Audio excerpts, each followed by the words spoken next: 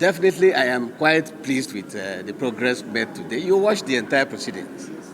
You will see that initially, yes, we had some hitches, but along the line, everything went on smoothly.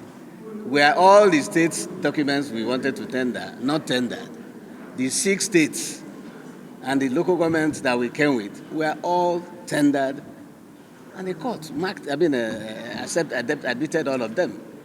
So, yes, there were initial glitches of a problem, but along the line we were able to move on. So it's not an unnatural thing. It happens in the process of litigation.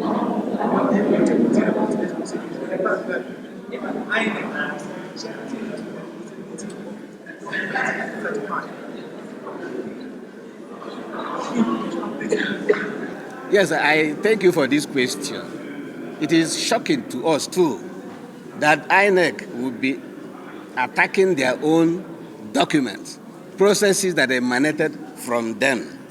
They are objecting it. Not only that those things came from them, they certified it. And when you certify a document, it means I have the original copy in my custody, and I hereby give you this one, which I have certified, confirming that in my custody I have the original. So INEC, having done all this, they are still saying we will object. Of course, that's what you see in Nigeria. But in advanced crime, I doubt if after a document has emanated from you, you are the proper custody, you certify the document as emanating from you, and the document is tendered, and you are still saying you will challenge it. All manner of things happen in Nigeria. Watch. And we will charge you, gentlemen of the press, to interrogate INEC and find out why they will be doubting the integrity of the so-called election they conducted by challenging a document that they issued to us, certified it, and we tendered.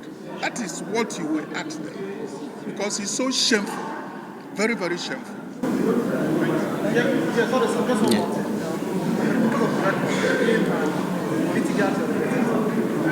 My name is there. Emeka Okpoko is my name. And we're for Labour Party.